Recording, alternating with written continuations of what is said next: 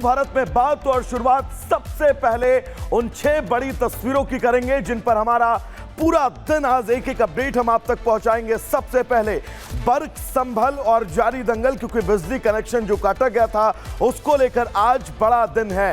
वक्फ board को लेकर tension लगातार जारी है, क्योंकि वक्फ संशोधन बिल जो जारी किया जाना है उसको लेकर जेपीसी की बैठक, और इस बैठक में आज राज्य अपना पक्ष रखेंगे। दिल्ली में महिला सम्मान पर घमासान लगातार जारी है, तो पहाड़ से शहर तक ठंड का कहर जारी है। इजराइल में हथियारों का ये बड़ा मेला, दरअसल हिजबुल्लाह के ये हथियार हैं जो 4 महीने के अंदर इजराइल ने कलेक्ट किए हैं तमाम गांव में छापेमारी के बीच।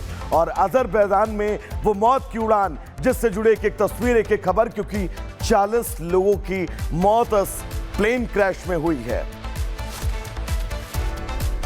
और शुरुआत एक बड़ी खबर से करते हैं। बड़ी खबर वक्फ संशोधन विधेयक बिल से जुड़ी हुई, क्योंकि जेपीसी की आज से 2 दिन की बैठक शुरू होने वाली है। इस बैठक को बेहद अहम माना जा रहा है। राज्य के प्रतिनिधियों से आज बातचीत होगी, उनके साक्ष्य को, उनके मौखिक साक्ष्य को रिकॉर्ड किया जाएगा। और आज बताया जा रहा है कर्नाटक, मध्य प्रदेश, राजस्थान के प्रतिनिधियों के सुझाव सुने जाएंगे। तो वक्फ संशोधन विधेयक से जुड़ी बड़ी खबर आपको बता रहे हैं। आज से 2 दिनों की जेपीसी की बैठक है। राज्य के प्रतिनिधियों के मौखिक साक्ष्य रिकॉर्ड होने वाले हैं। कर्नाटक, मध्य प्रदेश, राजस्थान के प्रतिनिधि आज अपने सुझाव देने वाले हैं।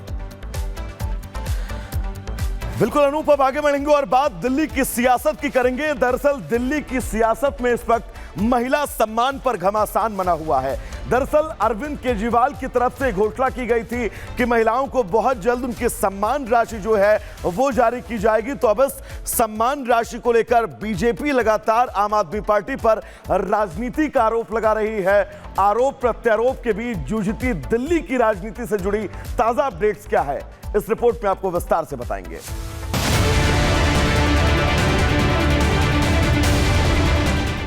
दिल्ली में बीजेपी और आम आदमी पार्टी की लड़ाई रोहिंग्या समेत कई मुद्दों पर काफी दिनों से चल रही थी, लेकिन अचानक ही हाल ही में राजनीतिक मुद्दे पलट गए। अचानक से दिल्ली में पूरी लड़ाई महिलाओं पर केंद्रित हो गई। शुरुआत आम आदमी पार्टी की नई योजना से हुई, लेकिन बुधवार को पूरे मुद्दे ने मोड़ तब ले लिया जब दिल्ली के सीएम आतिशी ने आम आदमी पार्टी के संयोजक अरविंद केजरीवाल के साथ एक प्रेस कॉन्फ्रेंस की। वोट खरीदने की जरूरत पड़ रही है।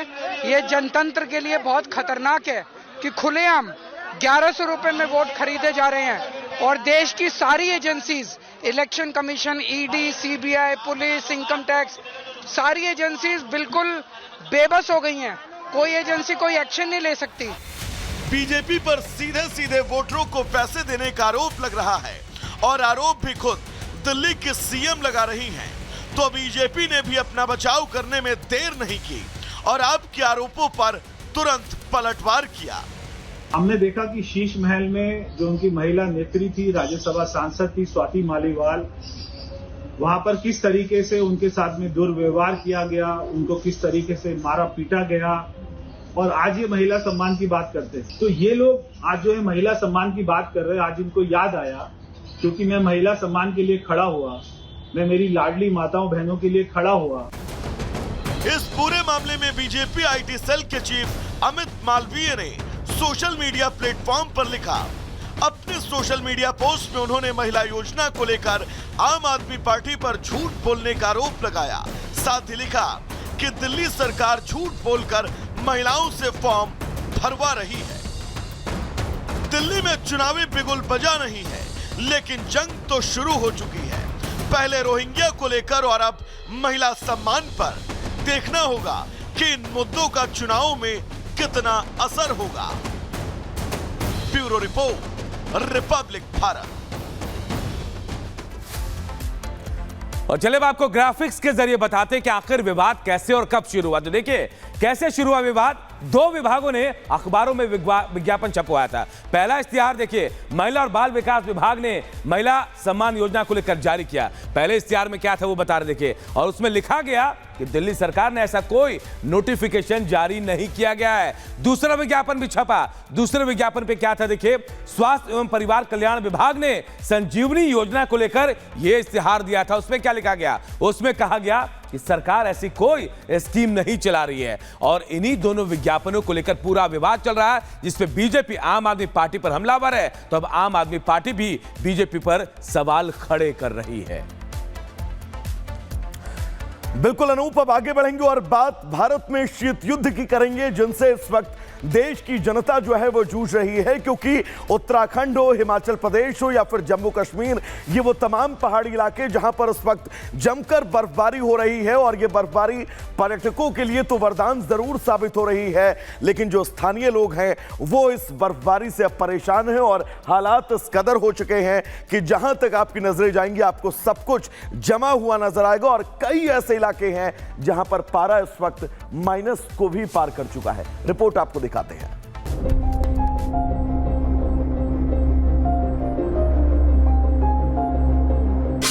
सफेद चादर से ढके पहाड़,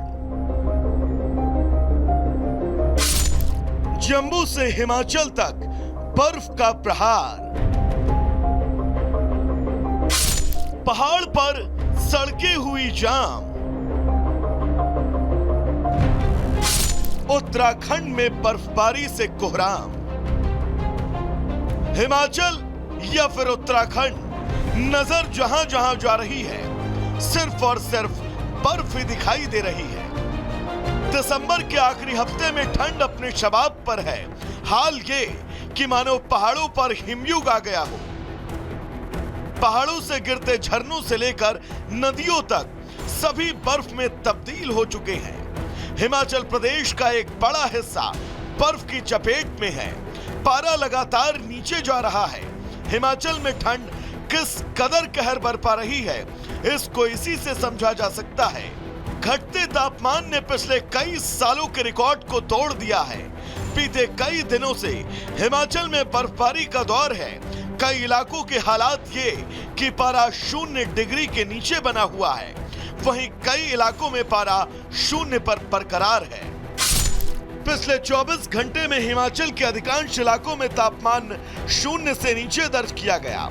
सबसे कम न्यूनतम तापमान लाहौल स्पीति के आदिवासी इलाके में जहां -10.6 डिग्री सेल्सियस दर्ज किया गया, वहीं काजा में तापमान -6.9 डिग्री, जबकि कुकुमसेरी में -8.2 डिग्री सेल्सियस दर्ज किया गया।